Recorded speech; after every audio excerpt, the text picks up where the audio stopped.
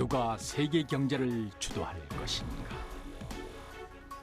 그 해답을 찾기 위해 전 세계는 4차 산업혁명에 주목했다.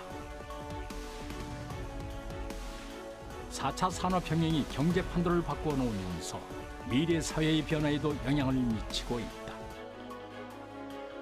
물리학, 디지털, 생물학 분야의 혁신 기술로 인류의 미래는 급변하고 있다. Alexa, what do you do? Answer questions. Get the news and weather.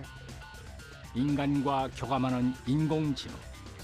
We're already in the midst of an industrial revolution. I think people are starting to realize that, and data is driving that revolution. 제조의 영역을 무한대로 넓힌 3D 프린팅 기술. Our vision of 3D printing is complexity is free. 운전자 없이 스스로 달리는 자율주행차. The autonomous vehicle is it literally will change the industry, and you're starting to see that today. 산업의 경계가 허물어지는 기술 융합을 통한 새로운 시대가 열린 것이다. 우리의 주거 환경이 변하는 거고 우리의 생활 환경이 변하는 거고 이것이 IoT가 가는 자물의 인터넷이 가는 궁극의 목표입니다. 기술 혁명을 선도할 수 있는 역량을 갖춰야 생존이 가능하다. 4차 산업혁명 시대. 미래 산업은 인류가 존재하는 현실 속으로 다가왔다.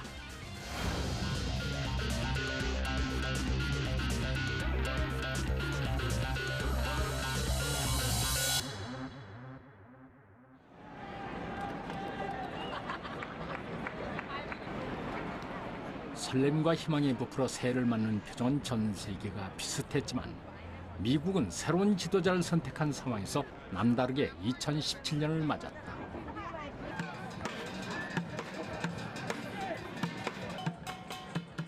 기대와 우려가 교차하는 분위기의 미국. AP통신에 따르면 미국인의 55%가 올해는 지난해보다 나은 해가 될 것으로 본다는 빅데이터 결과를 보도했다.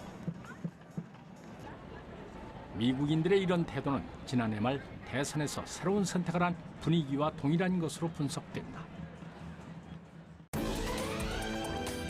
미국의 45대 대통령으로 당선된 도널드 트럼프. 여러 여론조사에서 낙선할 것으로 전망됐지만 미국의 새 지도자로 당선되면서 이변의 주인공이 됐다. 그러나 그의 당선은 객관적으로 검증된 결과였다.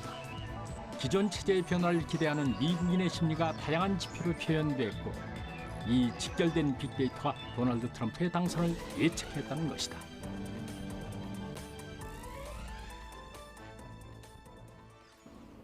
이곳은 미국의 한 빅데이터 기업이다. 다양하고 광범위한 데이터를 인공지능 알고리즘으로 자동 분석하고 있다. 4차 산업혁명 시대는 빅데이터 분석에 근거한 의사결정이 매우 중요하다. 미국 대선만 보더라도 도널드 트럼프의 승리를 예측한 기반에는 2천만 건의 데이터에서 검색어 추이와 후보자에 대한 관심을 분석한 빅데이터가 존재했다. Clinton and Trump were using data. Actually, Clinton was using data a lot more than Trump early on, but Trump actually was using data as well very effectively. If you notice in the last few hours or few days of the campaign, a lot of people were trying to understand why he was going to certain states. It's actually because his data team had looked at the data coming in from early voters and absentee votes, and then noticed an increase in the amount of Hispanic votes, a decrease in the amount of African American votes, and older male white voters increasing. So they actually went and used that data to go and focus on specific states. 우리는 힐러리와 트럼프 두 명의 후보가 빅데이터를 대선 전략에 어떻게 활용했는지가 미 대선 성패와 밀접한 연관이 있다는 점에 주목해야 한다. 트럼프가 집중 공략한 지역은 쇠락한 공업지대로 불리는 오하이오, 미시간, 펜실베니아였으며 그는 세 곳에서 모두 승리했다. 주류 정치에 반감을 가진 국민, 여성 대통령을 원하지 않는 백인 남성층이 자신의 지지자란 데이터를 기반으로 선거 전략을 세우는 게 적중한 것이다. So we're definitely seeing customers migrate. 숫자와 통계를 기반으로 하는 빅데이터는 빠르게 변한 경제 분석에 적용되고 있다. 이를 통해 기업과 산업은 차별적인 경쟁력을 갖게 된다. Data has become a natural consequence of living in the world we do today. The volume of data is just expanding exponentially. And if you can take that data and harness it, you can really change your business completely. We're certainly seeing that many of the organizations that have been early adopters, they originally picked it up as a competitive differentiator, but today it's not just a competitive differentiator, it's a matter of survival. So it really is a matter of survival today. 이처럼 4차 산업혁명은 데이터를 통해 제품과 서비스가 결합된다고 볼 수 있다. 데이터를 매개로 해서 새로운 산업도 등장하고 있다. 미국은 다양한 혁신 기술로 신시장 창출에 본격적으로 나선 상황이다. 그러니까 4차 산업혁명이란 것은 오프라인 현실 세계와 온라인의 가상 세계가 융합을 해요. 어떻게 융합하느냐? 오프라인의 현실 세계가 데이터화돼서 가상 세계로 가는 겁니다. 그래서 가상 세계에 가서 빅데이터가 되죠. 이 빅데이터를 인공지능이 분석해서 최적의 맞춤 서비스를 만들어내줘서 현실 세계를 최적화해 줍니다. 이게 4차 산업이에요. 초지능 정보 시대를 주도하는 혁신 기술은 미래 사회를 어떤 모습으로 변화시켜 나갈까? 그 궁금증을 풀기 위해 미국 보스턴에 위치한 3D 프린팅 업체를 찾았다.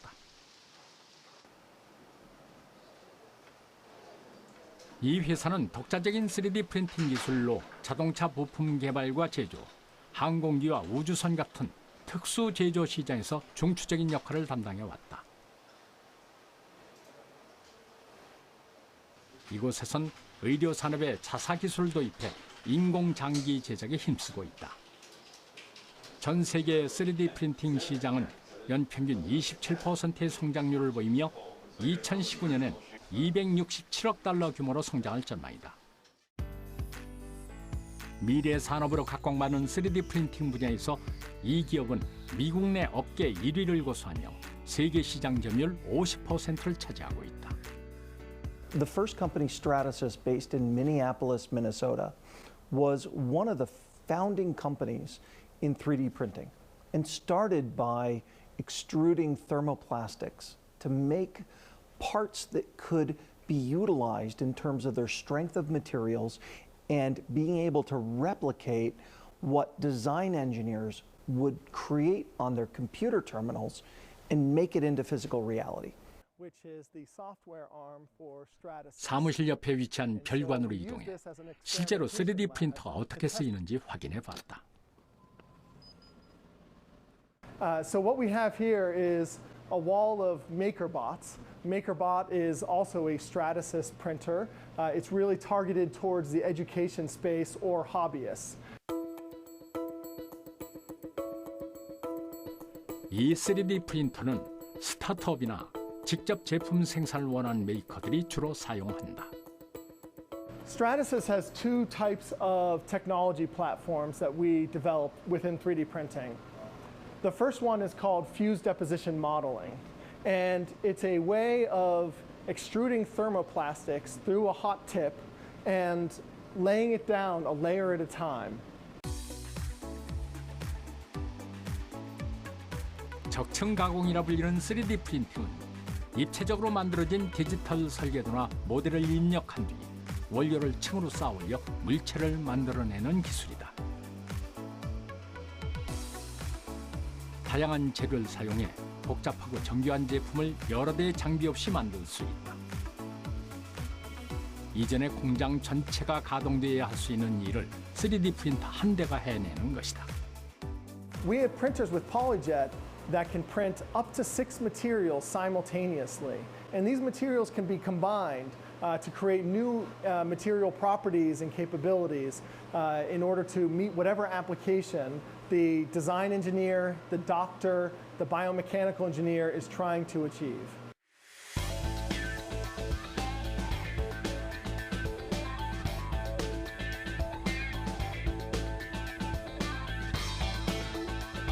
3D 프린터와 인간의 장기를 제작하는 것을 바이오 프린팅이라 부른다.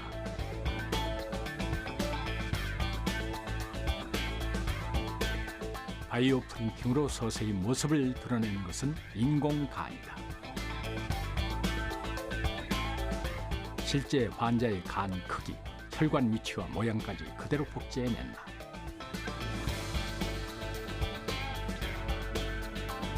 인간의 간과 동일한 인공간의 탄생. 이렇듯 바이오 프린팅으로 재현된 인공장기는 3D 프린터에서 한 방울 한 방울 조절해서 수만 가지의 색을 만들고 질감을 표현해낸다. 부족한 장기 이식 문제를 해결하고 환자 본인의 팔과 다리, 신체 부위와 동일한 인공장기로 교체할 수 있는 효과를 기대할 수 있다. 그러나 현재 기술로서 신체에 바로 이식하기에는 좀 더 오랜 시간이 필요한 것으로 보인다. 그렇다면 인공장기는 현재 어떻게 사용되고 있을까? How can we empower physicians to have the confidence to go into the operating room and treat that patient with all the best knowledge that they have?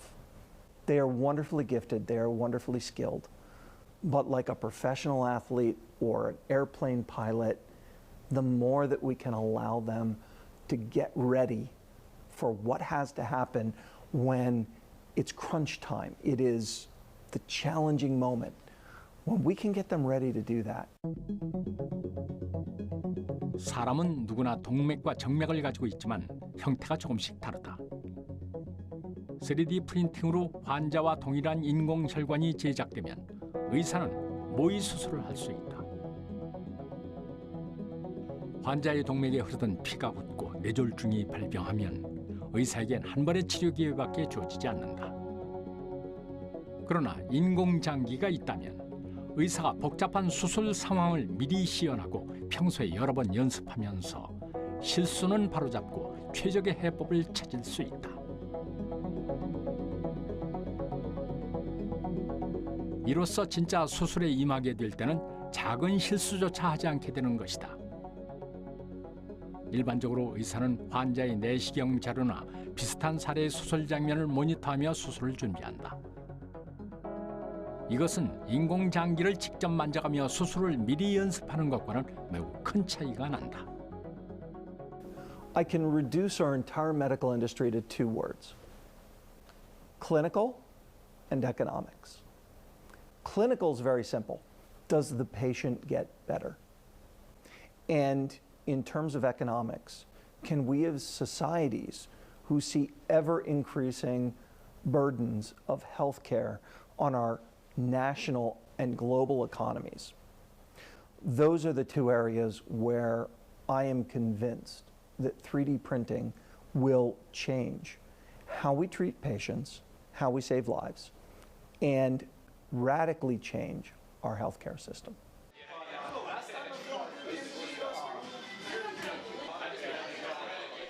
이 회사에서 모처럼 시끌벅적한 파티가 열렸다. 최근에 개발한 3D 프린팅용 소프트웨어 런칭을 기념하는 자리인 것이다. 보다 많은 의료진이 환자를 진료하고 치료하기를 바라는 마음으로 이 기업은 통합 소프트웨어를 개발했다. So this new product, we've been working with Stratasys over the last couple of years now, and essentially what we want to do is bring together all of the different complex softwares that go into setting up for 3D printing and make one easy-to-use solution for anyone. And we also want to make that a connected software so that anyone can access their printers from anywhere in the world. 현재 병원에서 의사는 스마트폰이나 태블릿 PC, 컴퓨터를 통해 병원에 기록된 환자의 진료 내역과 CT, MRI 자료를 열람하고 필요에 따라 인쇄할 수 있다. 이는 기기를 네트워크로 연결한 소프트웨어가 구축됐기 때문이다. 이와 같이 3D 프린팅도 의료진이 필요할 때 소프트웨어를 실행시켜 직접 인공장기를 제작할 수 있도록 하는 게 이 기업의 목표다. find the printer on Wi-Fi and press print. That's what we have to do with software. Open access.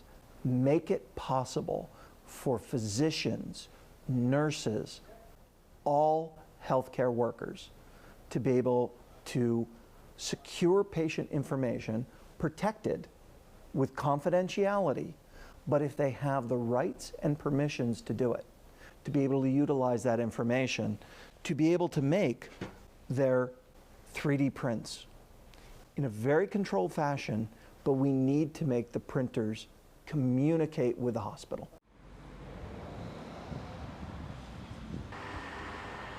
독일도 3D 프린팅 연구가 활발하다. 한 대학교의 3D 프린팅 연구실. 이곳에선 3D 프린팅을 활용한 환자 맞춤형 바이오 기술을 개발하고 있다. 인간에게 사용해도 되는 인산 칼슘을 이용해 뼈를 만드는 작업을 하고 있다.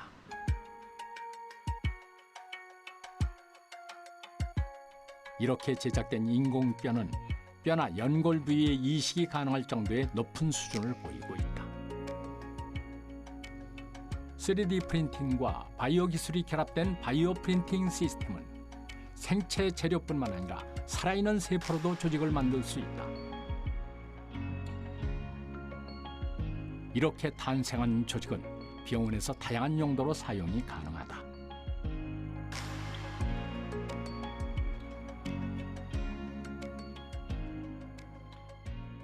Der extrusionsbasierte 3D-Druck kann besonders flexibel eingesetzt werden, eben weil damit eigentlich jedes Material verarbeitet werden kann, sofern es eben pastenförmig ist.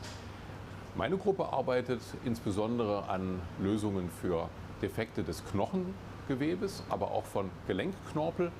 Und wir haben auch begonnen, im Bereich des Organdruckens zu arbeiten, hier besonders Inselzellen, das sind die insulinproduzierenden Zellen der Bauchspeicheldrüse.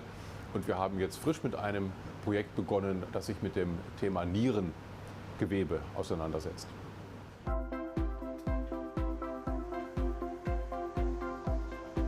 바이오 3D 프린터는 컴퓨터가 전달하는 입체 정보를 구현하기 위해 모든 방향으로 배출구를 움직여 결과물을 만들어낸다. 이 결과물은 인체의 이식이 가능한 조직이며 환자 상태에 적합하게 크기와 형태를 필요한 대로 맞춤형으로 제작하는 것이 특징이다. 앞으로 이 대학에서는 전기 방사 기술을 개발해 생물학적으로 아주 섬세한 결과물을 만드는 것이 목표다. 이러한 바이오 3D 프린팅 기술은 독일 4차 산업혁명의 의료 혁신을 가져올 것으로 전망된다. Deutschland ist sicherlich eines der führenden Länder im Bereich der Entwicklung von 3D-Drucktechniken und vor allen Dingen auch im Bereich des 3D-Bioprintings. Und damit, denke ich, ist es kein langer Weg mehr, bis auch diese 3D-gedruckten Implantate dann wirklich beim Menschen eingesetzt werden. 데이터로 연결되는 4차 산업혁명 시대. 첫 번째로 손꼽히는 혁신 기술은 인공지능이다.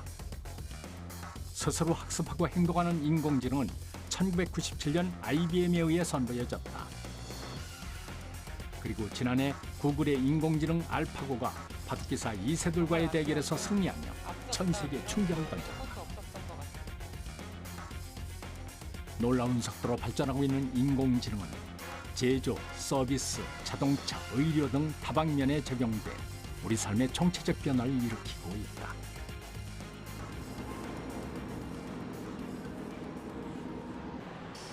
미국 펜실베니아주의 필라델피아.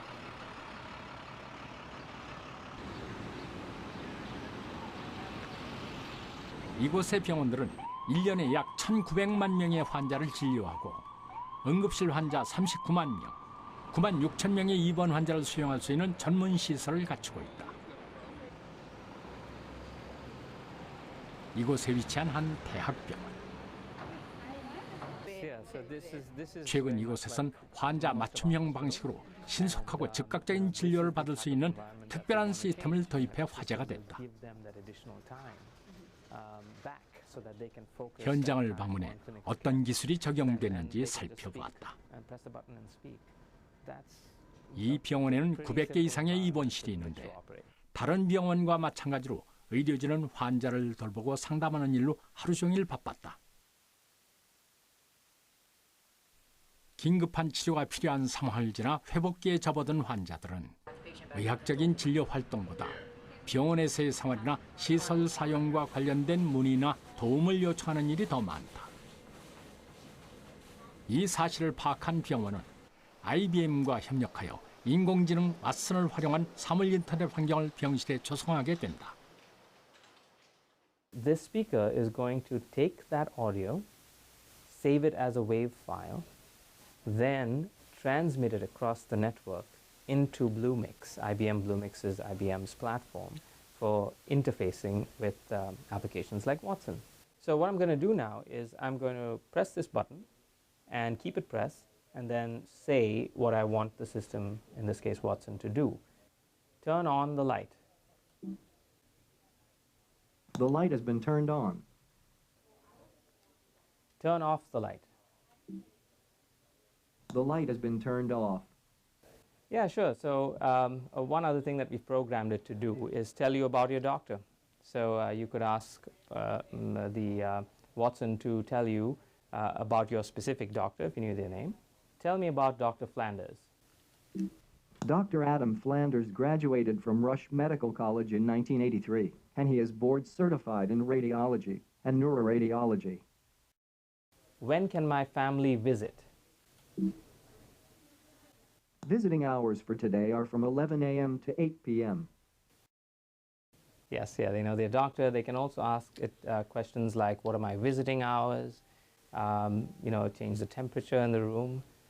So that's the Internet of Things working, because it's going in the background to the building automation systems and then changing the state of things in there. 환자가 머무는 병실에 사람의 음성을 인식해 불을 켜고 끄는 조명과 주치의에 대한 경력이나 병원 시설에 대한 궁금사항을 문의하면 설명을 해주는 인공지능 비서가 제공되는 것이다. 더 나아가 의사가 환자별로 내린 지시사항, 복용하는 약에 대한 설명, 전화를 걸고 음식을 주문하는 일 등을 인공지능이 담당하는 시대가 다가올 것으로 보인다. When we looked at this solution, we saw that about 5 to 10% of the time, sometimes in some institutions even more, even 20% of the time, of a nurse or a clinician is spent in interacting with patients about things that a cognitive IoT system could do. Finally, the most important part to us is the patient, and in delivering a fantastic experience to the patient. Our mission is health is all we do, and we're very focused on that. Well, you do at my house, but then that helps send out HL7 or they. 의료진이 환자의 치료에 집중할 수 있는 이상적인 병동. And also the portability of the bed that into their higher end beds kind of. 올해 말까지 입원실에 인공지능 기기 설치를 완료하고 환자들이 인공지능 기기에서 도움받고자 하는 정보도 꾸준히 수집할 계획이다. Well, healthcare traditionally has usually been a follower, right, of technology. So we are doing something quite different here. We are trying to be on the forefront while maintaining patient privacy and doing all of that, being responsible for the patient's information. In the future, as you mentioned, Industry 4.0 or 4.0, there's a lot of conglomeration of technologies that they're looking at, right? Things coming together and delivering value. Like in this case, this is a great example, right? And that is really the key, I think, to getting to that Industry 4.0 kind of in healthcare. 1997년 IBM의 인공지능 딥블루는 체스 세계 챔피언 게리 카스파로프를 이기고 인간을 이긴 최초의 컴퓨터로 주목을 받았다. 14년 뒤 2011년 IBM은 인공지능 왓슨을 개발하고 한 퀴즈쇼에 출전해 우승을 거머쥐게 된다.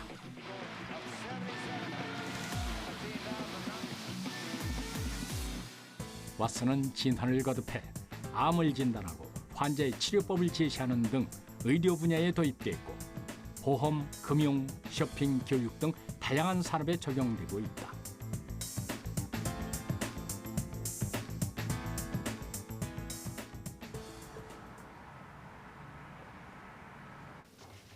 인공지능에 전 세계가 집중하면서 우리나라도 인공지능 관련 기술을 묶어 지능정보기술로 명명하고 관련 산업 정비에 나섰다. 이런 지원을 바탕으로 개발된 한국형 인공지능 엑소브레인이 국내의 한 퀴즈 프로그램에서 학생들을 상대로 우승을 차지했다. 엑소브레인은 스스로 데이터를 분석해 학습하는 딥러닝 기술이 적용된 인공지능이다. 요즘 많이 이야기되고 있는 그런 딥러닝 알고리즘 이런 것들도 물론 자연의 처리에는 알파고처럼 그렇게 전체를 다 딥러닝으로 처리하는 건 아니고 자연 처리 아주 많은 기술 중에 일부분의 딥러닝을 쓰지만 아무튼 저희들이 머신러닝이나 딥러닝 기법을 써서 언어 처리하는 거를 새롭게 개발했고 그런 면에서는 뭐 IBM 왓슨 못지않게 저희들도 이제 완성도를 높였다고 볼 수 있습니다.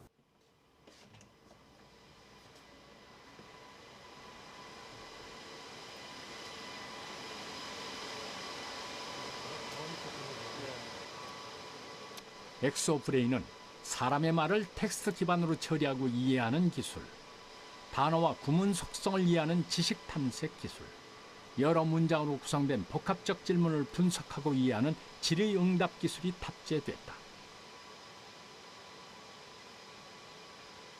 앞으로 2단계, 3단계 연구를 거쳐 상담, 법률, 특허 등 전문 지식을 처리하고 영어로 된 전문 지식을 이해하도록 지능 개발을 추진할 계획이다.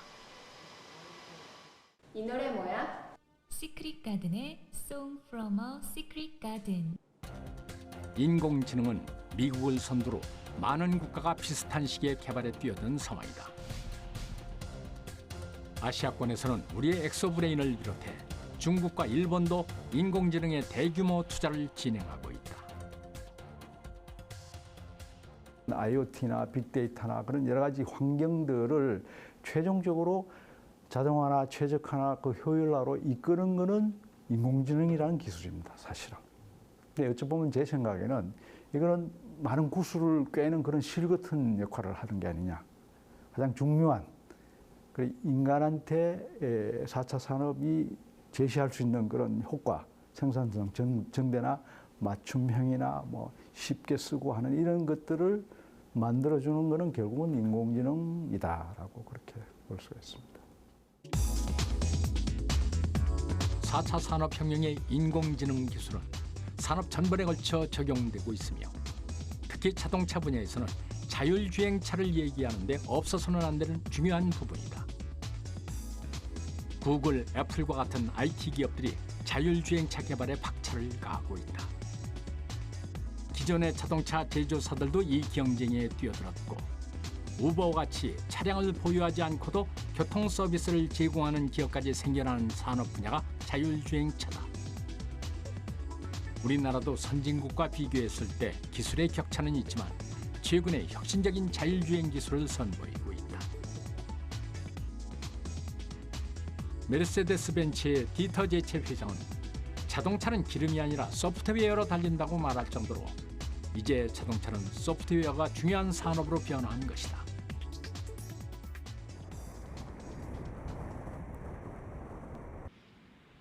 자율주행차 소프트웨어 기업들이 모여있는 캐나다 오타와로 향했다.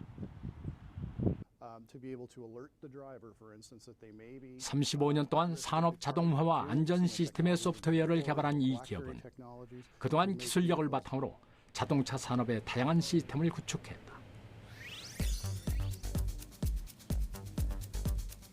특히 안전 시스템을 통한 자율주행 기술 구현에 제공하고 있다. 미국 도로교통안전국에 따르면 자율주행차 기술 단계는 4단계로 분류된다. 1, 2단계는 방향과 속도 조정을 자동화해 운전자를 보조하는 낮은 수준이며 3단계는 차량이 교통신호와 도로 흐름을 인식해 주행하다가 특정 상황에서 운전자의 개입이 필요한 수준으로 현재 개발된 대부분의 자율주행차가 2단계에 속한다. 최고 등급인 4단계는 모든 상황에서 운전자의 개입이 필요 없는 완전 자율주행이다. Autonomous drive is not going to happen tomorrow, and it's going to be many years from now. We think at least 15 years for full autonomous level 5 or drive anywhere, anytime, any place. We're probably at least 15 years away from that. But what you're seeing is the industry come together, powered by QNX software and others, that are actually providing the building blocks. You're seeing some of that functionality appear in vehicles today. 이 회사의 소프트웨어는 자동차가 달릴 때 사물과 보행자, 다른 차량을 탐지해 운전자에게 알리며 사고를 방지하는 주행 안전에 특화되어 있다. 가상의 상황에서 소프트웨어가 어떻게 작동하는지 살펴보자.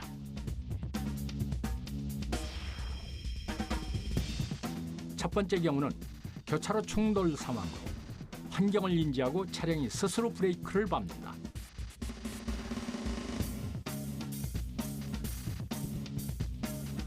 이번엔 두 대의 차량이 소통하며 달리다가 앞차가 비상정지를 하는 상황. 이때 앞차가 브레이크를 밟는 정보가 뒤차로 전송돼 뒤차도 안전하게 정지된다. 차량 간의 소통, 차량과 신호등 간의 소통을 통해 안전한 주행이 가능한 기술이다.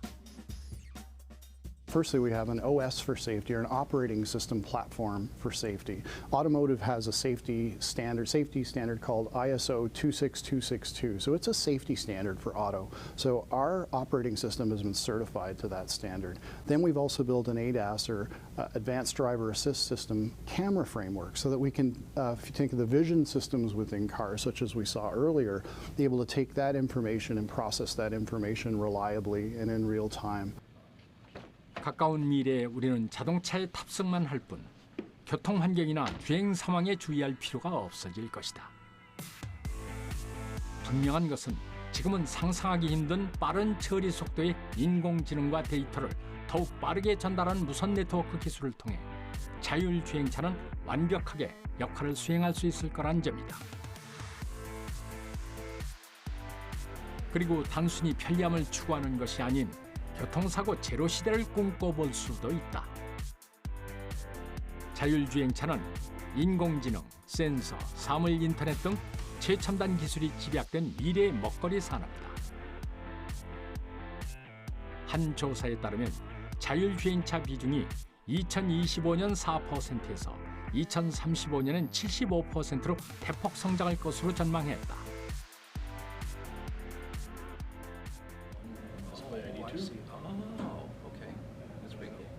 이것은 자율주행 기술이 앞으로 자동차 구동 기술로 자리 잡게 되는 것을 의미한다. 자율주행차 상용화를 위해서는 차량 제조 기술과 소프트웨어 기술이 통합되는 것이 매우 중요하고 각 분야의 기업과 연구기관이 완벽한 자율주행 기술을 위한 노력이 필요하다. The autonomous vehicle is it literally will change the industry, and you're starting to see that today. You're starting to see the automakers get involved in car sharing. You're starting to see automakers get involved in ride sharing. You've got companies such as Uber, for instance, who don't actually own any vehicles, but they're out there with the largest transportation service out there in the world. So from an autonomous drive perspective, we expect to see tremendous benefits. Everything from reduced traffic, for instance, reduced congestion, again, to safer, the statistics on people getting in accidents and unfortunately people dying because of car accidents or vehicle accidents is something that I think we can change, is something that we can dramatically reduce through the automated driving features that we're enabling right through to autonomous drives. 그렇다면 우리나라의 자율주행차 기술은 현재 어느 정도 수준일까? 우리 정부는 2020년까지 모든 기능을 차량이 자동 제어하고 돌발 상황에서 운전자가 관여하는 자율주행 3단계 수준의 자동차 상용을 위해 노력하고 있다.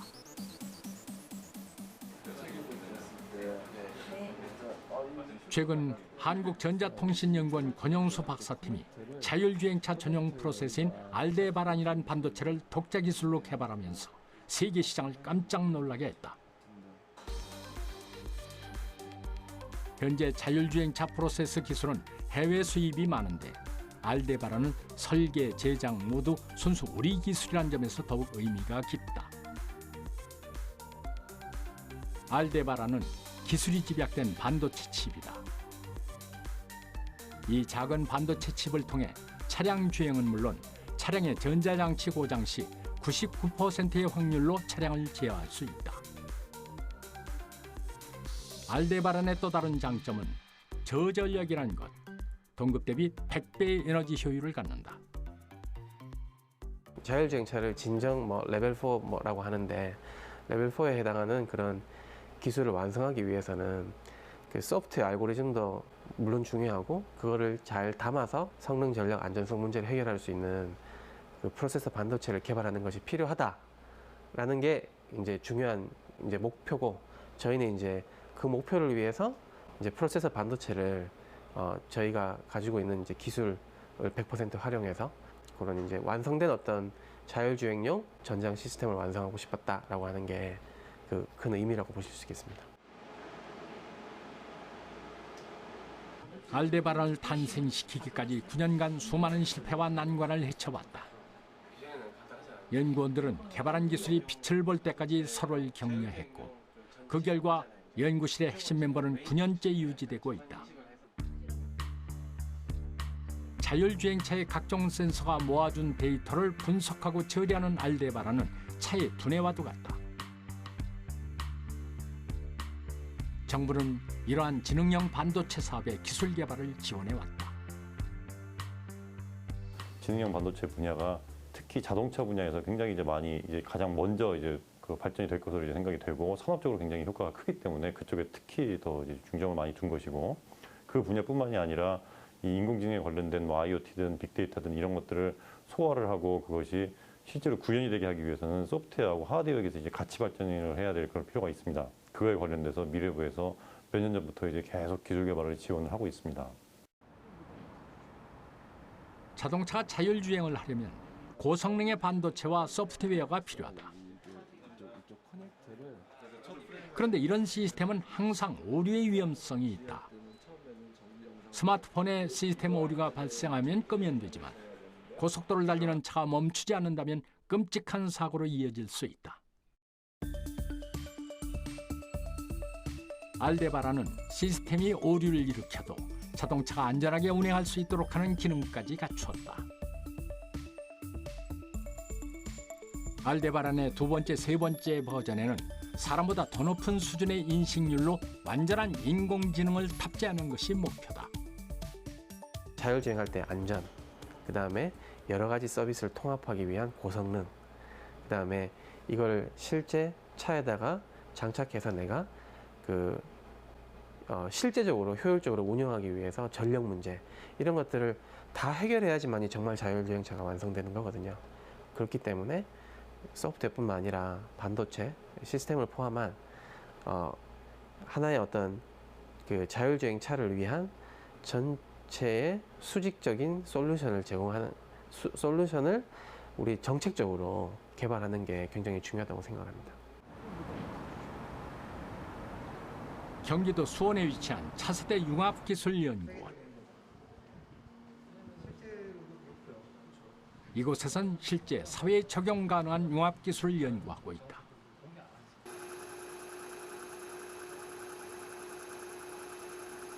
얼마 전엔 자율주행차를 개발해 단독기술 연구도 진행하고 있는 상황이다.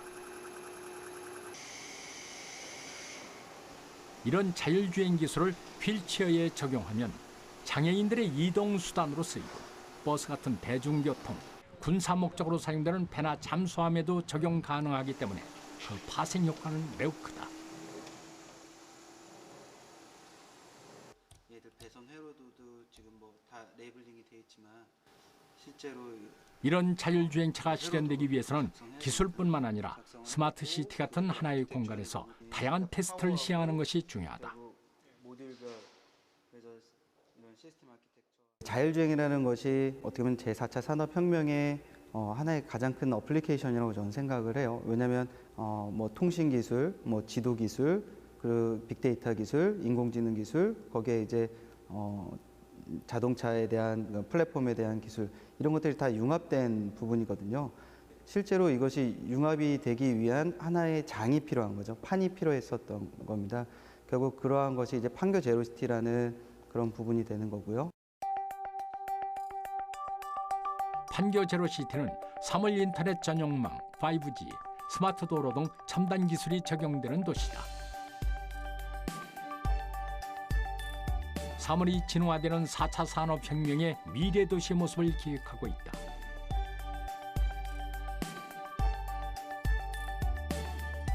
올해 말에는 판교 제로시티에 자율주행 실증타운이 조성된다.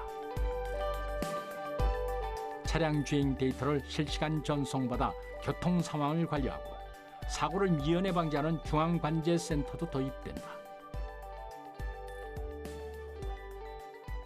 판교 제로시티를 중심으로 우리가 구현하려고 그러는 거는 자율주행 자동차 그것 자체를 보는 게 아니라 자율주행 자동차가 운행을 할 수 있는 오픈 플랫폼을 건설하는 것을 목표로 하고 있습니다. 그러니까 모든 자율주행 자동차는 일단 여기 와갖고 한번 테스트를 해서 오케이가 돼야지 전 세계적으로 인정받는, 전 세계의 스탠다드로 인정받는 그런 스탠다드를 창출해낼 수 있는 오픈 플랫폼 역할을 할 수 있는 그런 도시를 건설하는 것가 결국은 판교 제로시티의 목적이 되겠습니다. 운전자가 필요 없는 자율주행차 시대가 오면 사회는 크게 달라질 것이다. 자동차란 공간에서 인간은 새로운 할 일을 찾을 것이고 새로운 사업이 나타날 것이다. 또한 교통 혼잡이 줄어들고 환경 오염도 줄어들 수 있다. 현재 교통 시스템과 물류 시스템을 완전히 뒤바꿔 놓을 수 있는 것이다. 제가 4차 산업혁명하면 항상 강조하는 것이 소프트 파워다. 소프트 파워라 하면 우리가 느낌이 와닿지 않지만 역시 이제는 하드웨어 잘 만드는 것보다는 그 안에 소프트웨어를 통해서 이 하드웨어의 역량과 가치를 극대화하는 것. 따라서 우리나라 소프트웨어 산업이 이대로는 안 되겠다 해서 우리 사회 전체가 소프트웨어 중심으로 사회를 바꿔야 된다. 빅데이터, 인공지능, 산업인터넷, 3D 프린팅, 자율주행 등 4차 산업혁명을 대표하는 혁신 기술은 인간의 삶과 국가, 경제, 사회의 변화를 수반한다. 우리는 이 새로운 혁명의 속도와 깊이를 아직 완전히 파악할 수는 없다. 그러나 이 거대한 흐름에서 생존할 것인지 도태될 것인지는 지금 우리의 결정에 달렸다. 경쟁이 혁신을 만들어내고 경쟁이 디스럽션을 만들어냅니다. 그러면 우리 사회의 그러니까 경쟁을 방해하고 있는 요소들 다 걷어내야 돼요. 치열한 기술 경쟁을 이루어지게 만들어야 됩니다. 그러니까 기술 경쟁이 이루어질 수 있는 경쟁 문화를 만들어낸다면 전 출구가 보인다는 거고, 그것이 이루어지고 있는 것이 미국이고 그것이 이루어지고 있는 것이 중국이고 그것이 이루어지고 있는 게 독일이라는 거예요. 미래는 예측하는 게 아니고 만드는 거니까 저는 우리나라는 잘 될 거라고 믿어 의심치 않습니다. 그러니까 잘 되려면 뭐 해야 될 것이냐. 그게 우리 숙제겠죠. 근데 만약에 우리가 규제라든지 이런 것들을 현재 원칙 금지, 사전 금지라는 소위 포지티브 규제 정책으로 계속 밀고 나가면은 이것이 변하지 않는다면은 그러면 대한민국은 2030년 결국 4차 산업혁명의 후진국으로 전락하게 돼 있어요. 그건 피할 수가 없습니다. 기술의 발전은 인류에게 도움이 될 것인가? 아니면 데이터 양극화나 일자리 감소와 같은 사회 문제를 이야기할 것인가? 학문 간 융합과 이를 기반으로 한 연구가 충분한 성과를 보이고 있는 만큼 4차 산업혁명의 혁신 기술은 궁극적으로 더 나은 인간의 삶을 위한 것이어야 한다. 우리는 지금 예측 불가능한 미래와 마주하고 있기 때문이다.